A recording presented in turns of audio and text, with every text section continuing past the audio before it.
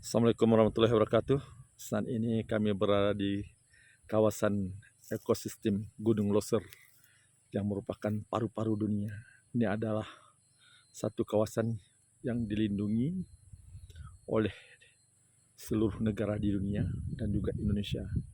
Namanya Gunung Loser, ekosistem yang berada di Singamata. Kita bisa lihat bagaimana indahnya pemandangan alam yang ada di Gunung Loser. Dengan ketinggian ini berada lebih kurang kita di atas 2000 mdpl. Mari kita jaga, mari kita rawat negeri Aceh Longsayang, kawasan ekosistem Gunung Loser, Taman Nasional.